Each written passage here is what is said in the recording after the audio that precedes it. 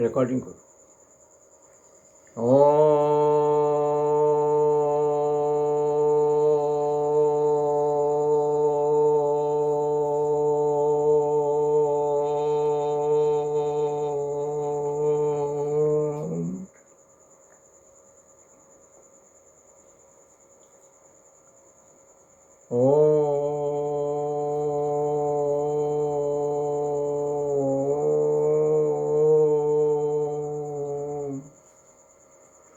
भूर्भुवः स्वः तत्सवितुर्वरेण्यं भर्गो देवस्य धीमहि धियो यो नः प्रचोदयात्।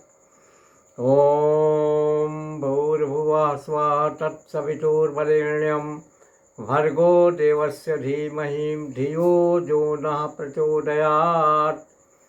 ॐ भूर्भुवः स्वः तत्सवितुर्वरेण्यं भर्गो देवस्य धीमहि धियो यो नः प्रचोदयात्।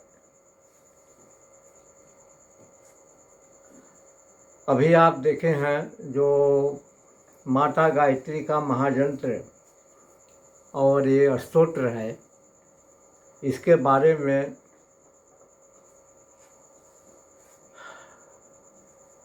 कुछ कह रहे हैं, समझिए इसके बारे में।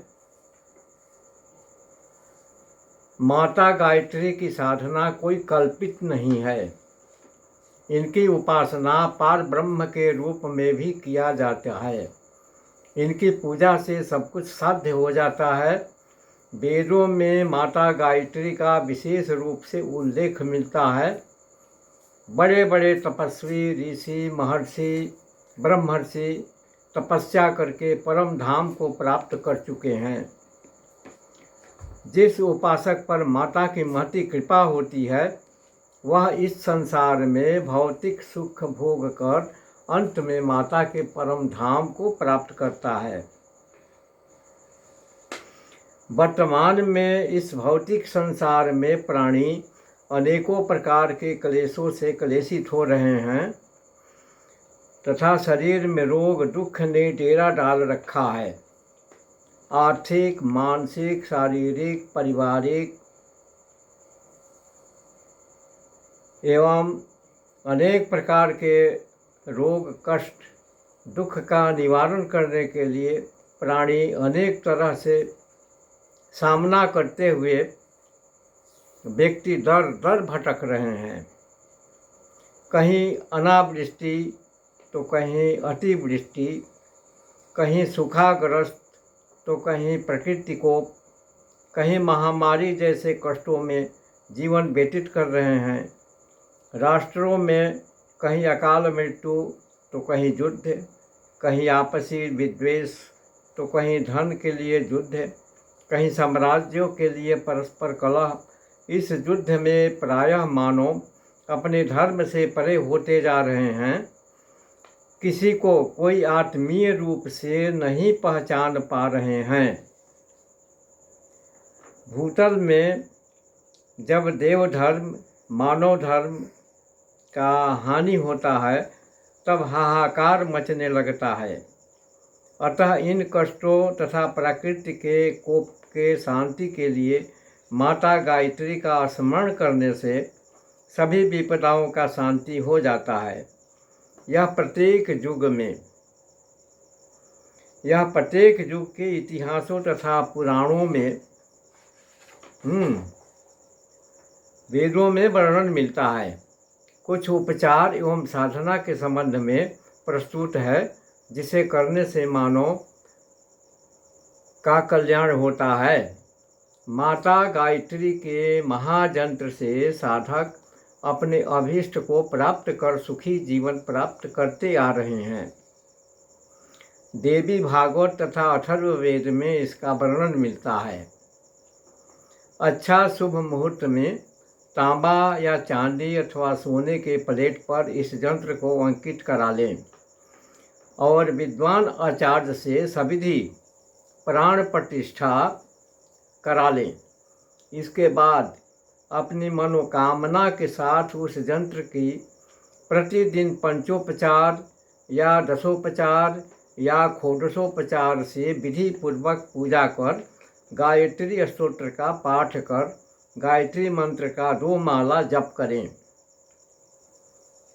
आम के प्रज्वलित लकड़ी पर धान के लावा, गाय के दूध, गाय का दही, गाय का घी एक में फेंट कर धान का लावा, गाय का दूध, गाय का दही, गाय का घी एक में फेंट कर 27 बार गायत्री मंत्र से हवन करें। इसके बाद लाल फूल हाथ में लेकर गायत्री माता का ध्यान करते हुए अपनी कामनाओं के साथ उस यंत्र पर चढ़ा दें। इसके बाद भगवान भुवन भास्कर के सूर्य को अर्घ्य दें। इसके पश्चात कपूर की आरती कर दें और प्रसाद तथा रक्षा सूत्र को कलाई में बांध लें। इसका नियम इस प्रकार है, शुद्धता से रहें, शुद्ध आहार करें, शुद्ध वस्त्र तथा बिछावन को शुद्ध रखें। इस प्रकार से यह 27 दिन का अनुष्ठान है। यह शुक्ल पक्ष के कोई भी दिन जो शुभ मुहूर्त होता है, रिक्ता भद्रा छोड़कर इसे प्रारंभ आप कर सकते हैं।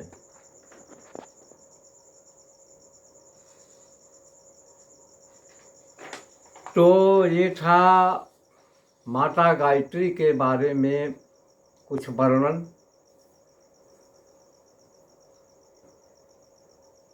इनके कुछ और भी विधियां हैं और भी प्रयोग भी है। मनोकामना को पूरा करने वाला कुछ और भी है जो हम आगे और भी आपको देंगे। तब तक इस विषय पर आप सब ध्यान देंगे और समझेंगे। जय माई जगदम्बा।